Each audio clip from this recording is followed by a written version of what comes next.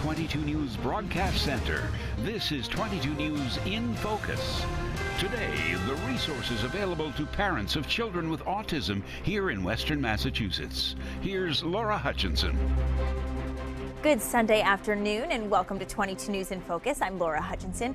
April is National Autism Awareness Month, and a recent report for the Centers of Disease Control and Prevention estimates that 1 in 50 children has an autism spectrum disorder. But lots of people don't fully understand what autism is and how can your child or even an adult get tested and find those resources to help. So that's where 22 News in Focus comes in today. On today's program, we're going to get those answers for you. Joining us first today, we have Dr. Barry Sarvet, Chief of Child Psychiatry at Bay State Medical Center. Thank you so much for joining us. You're very welcome. You know, we've been doing a lot of stories on autism this month just in an attempt to get some of these answers out there. You know, a lot of people don't quite understand what autism is and if their child is, if they're not diagnosed, is their child autistic? So first off, talk to us about what autism is. Well, autism is it's actually a really important kind of question as to what it is. I think a lot of people sort of think of it differently. Some people think of it as a psychiatric illness.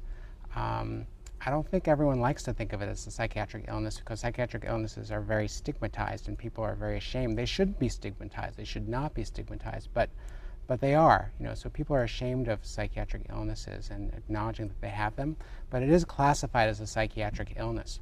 But it's probably more accurate to consider autism a developmental disorder. So it's an abnormality in the way that children develop and the way the brain develops in guiding how children interact with other people. Socialization, it's a social developmental disability.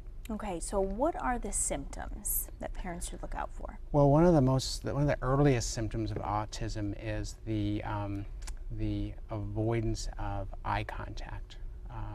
Eye contact is one of the most fundamental sort of functions of connecting between human beings.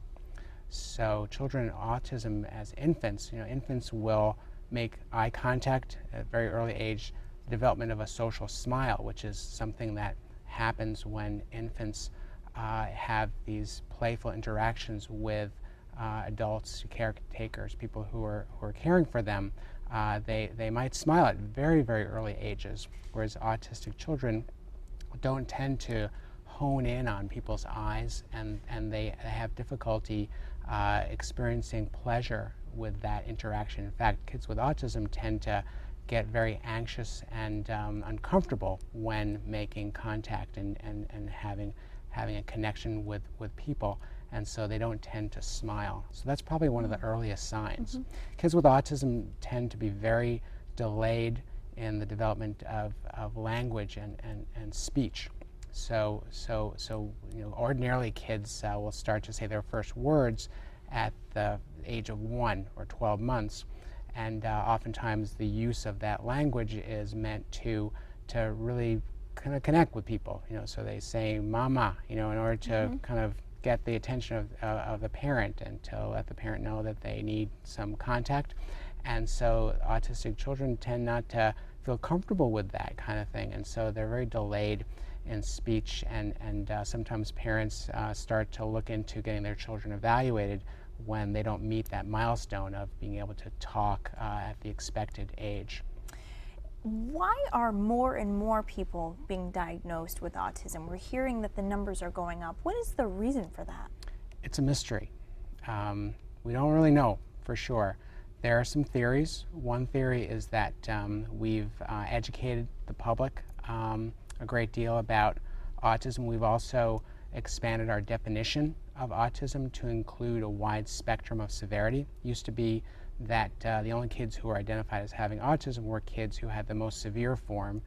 They were nonverbal and they would sit and rock all the time and really not interact with anyone. Sometimes they would bang their heads against the wall, and we still have many children who have a severe form like that.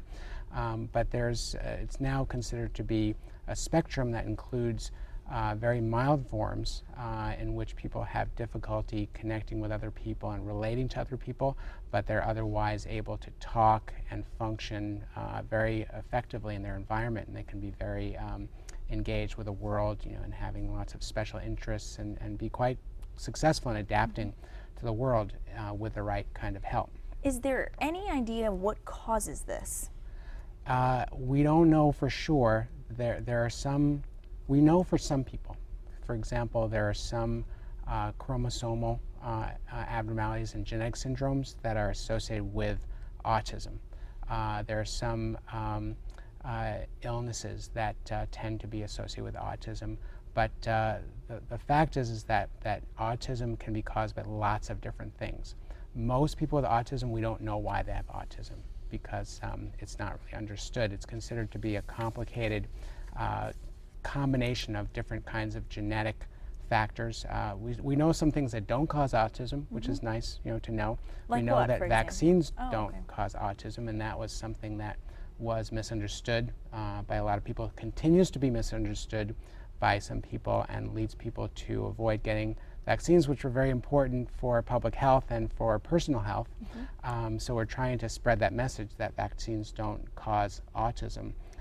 But it's still a mystery. So people would love to identify things that would be causal factors so that they can sort of prevent the condition. That's perfectly understandable. But it's important that we sort of correct the misunderstandings about certain things. What do the treatments look like for someone who is autistic? What kind of treatments are available? Well, there's a lot of things that can be done, and there's a lot of hope, and that's one of the reasons why we think it's so important for people to be educated about the earliest symptoms of autism, and for teachers and early childhood education, early childhood development providers know the signs, and of course parents are the most important ones that need to know, because the earlier you start to provide services for kids with autism, the best that they can do, because as development unfolds, it's a lot easier to learn certain things when you're very young, and certain habits become ingrained if they're allowed to persist for a long time. So most of the services that are helpful for children with autism are educational and developmental services, things like special education services. There's a service called applied behavior analysis, which is a form of psychological treatment that can help kids to develop skills that will be very useful to them in adapting to the world. The treatments for autism are not curative, but they can help children to be the best they can be and to reach their highest potential, and ultimately help kids with autism be able to live with their disability and be able to adapt to the world and be successful and to cope with life. So talk to me about this clinical study very quickly. There is a clinical study being conducted at Bay State Medical Center right now, and you would like some kids to get involved in this. Talk to me briefly about what that is. Yeah, we're going to give information about how to find out more about this on, I guess, on your website. Yeah, of course. But I can just briefly say that it's that there's an investigational drug that is being tested that has the possibility of being able to help some of the core symptoms of autism, particularly in the area of improving social connectedness. And it's noteworthy that to date there is no medication or treatment that is known to actually change the core symptoms of autism. As I said, it's not curative. None of the treatments are really curative. So this particular drug has the possibility, and it's being tested as a candidate medication that could help improve socialization. Pretty incredible that that's being tested right here at Bay State Medical Center, and we will of course put the number if you are interested in getting your children involved in that, and that information on our website as well. Dr. Barry Sarvet, thank you so much for joining us. I really do appreciate that. Thank you for having me. Talking to us about this disorder that affects so many families here in Western Mass. What resources are available for families with someone who has autism? We'll talk about that after the break. Stay with us. You're watching 22 News in Focus.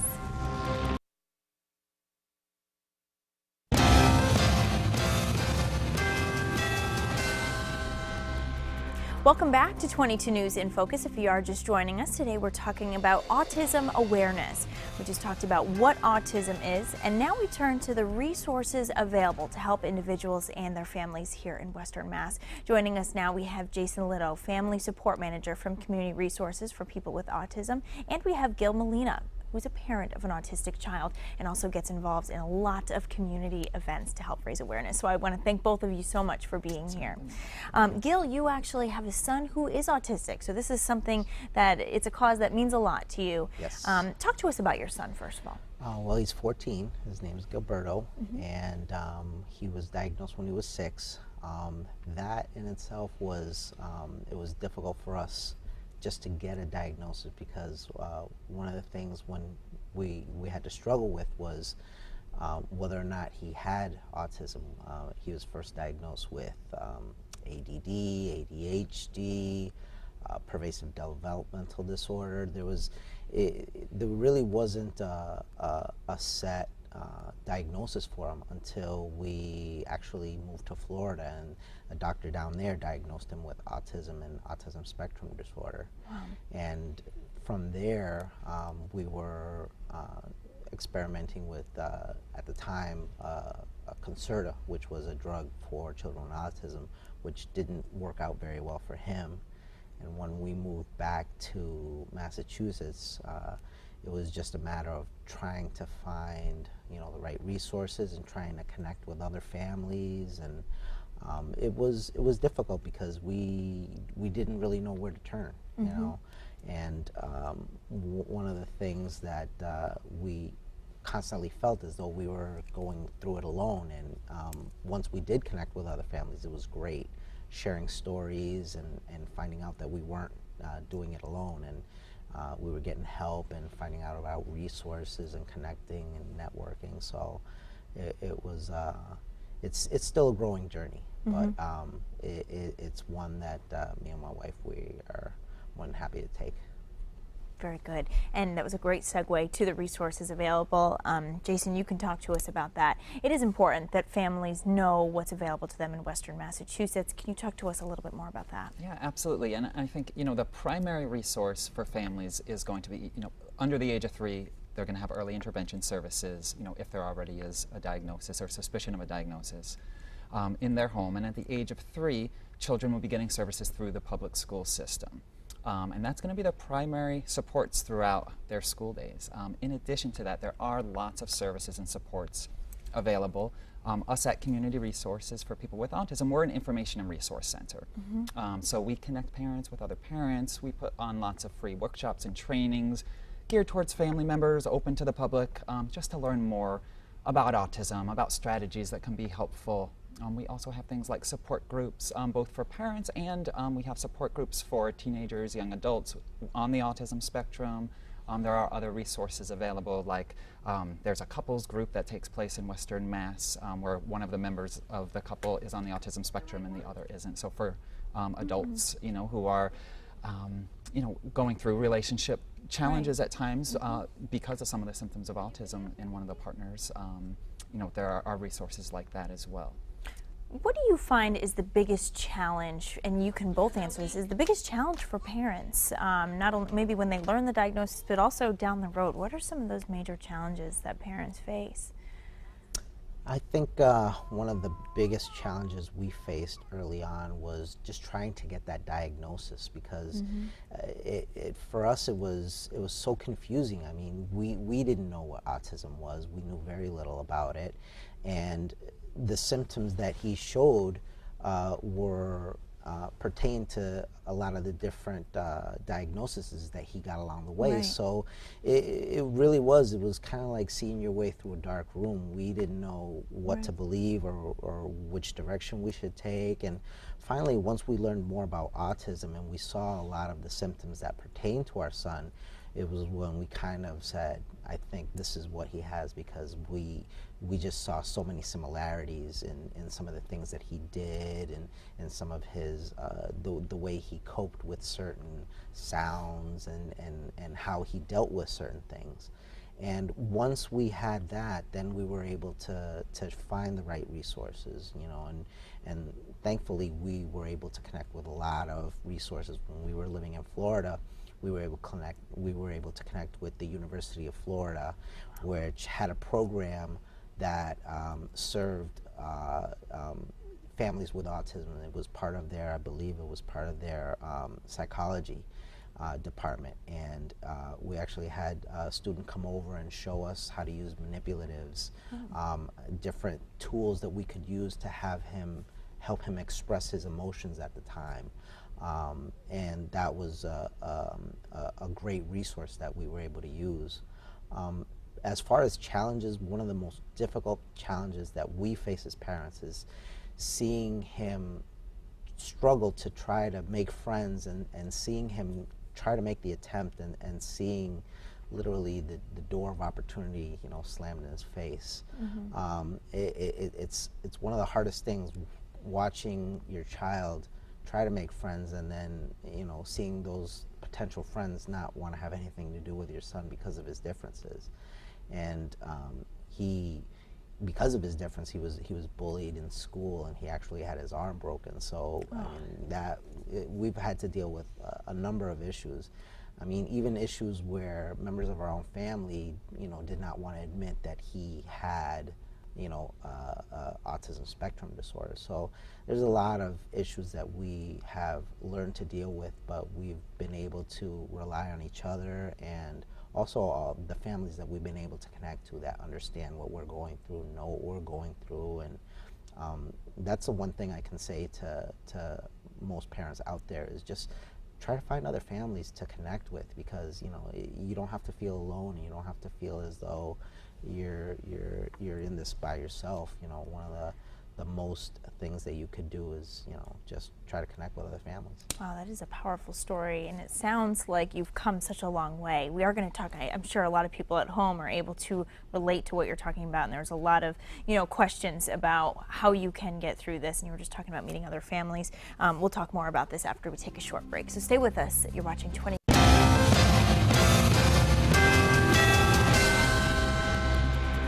Welcome back to 22 News in Focus. If you are just joining us today, we're talking about autism awareness. April is Autism Awareness Month. We've talked to a child psychiatrist about how to have your child tested, and now we're talking to Jason Litto, Family Support Manager from Community Resources for People with Autism, and we have Gil Molina, who's a parent of an autistic child and also gets very much involved in the community to help raise awareness. And you were just sharing a story about your son as well. You mentioned some really difficult times for him, getting bullied in school, trying to make friends. He's 14 years old now. How is he doing? He is doing excellent. He is actually made the Junior National Honor Society this past year. So he's been able to use a lot of the resources that we've come across, and with our help, and he's been able to excel, and he's been able to connect with his friends. We've gotten involved with Special Olympics, so he's very involved with Special Olympics. He does basketball, swimming, soccer, and just the network that we've been able to build over the past few years with other families has just been very strong for him. And he's doing really, really well. I think it's so important for parents to hear that, you know, when your child is diagnosed, this is not the end here. I mean, it is possible to, you know, get through this and live a normal life as well, and that's something that you can attest to. I mean, we see it lots of individuals, children and adults, who are leading successful lives, and, you know, and do have relationships and friends, and, you know, end up getting married and all those types of things.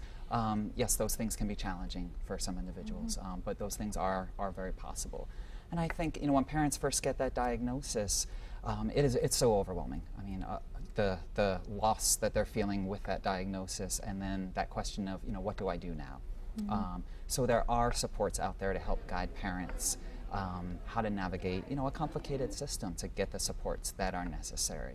Some families struggle to get the educational supports that their children are entitled to in the school districts. There are resources out there, educational advocates available, you know, who could help guide families. We do at Community Resources a lot of education to families about the process of what they're entitled to through school services that their children should be receiving. And then In addition to school services, there are things through the state of Massachusetts. There's the Department of Developmental Services. Some children may be eligible for those services that could bring additional in-home supports to families. There is a new Massachusetts insurance law that was passed, that private insurances are now required, depending on the insurance situation of an individual, but may be required to provide different services and supports to families and children.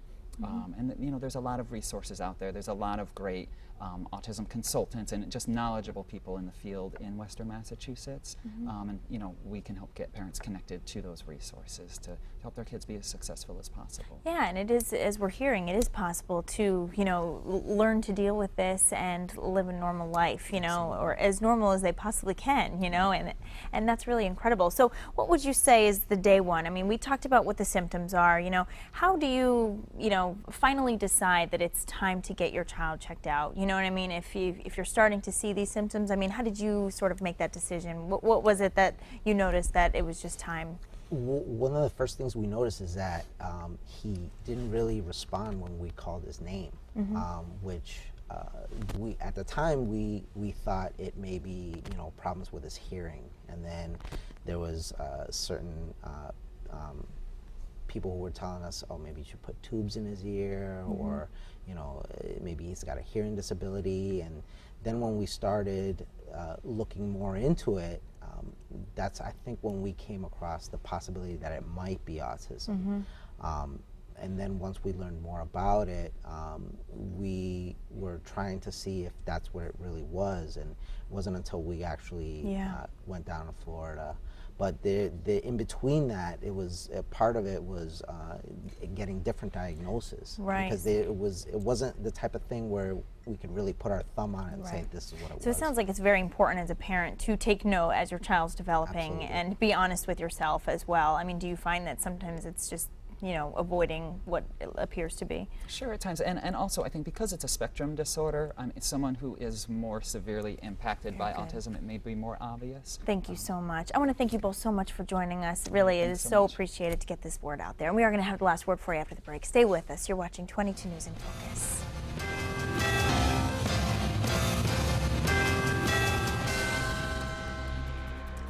Welcome back to 22 News in Focus. We've just spent the last half hour discussing autism awareness, how to get tested, and resources available in our region to help autistic people and their families. If you've missed any of it, you can watch it in full on our website at wwlp.com. I want to thank all of our guests today for joining us. I want to thank you at home for watching, and from all of us here at 22 News, we wish you a wonderful Sunday. Take care, everyone.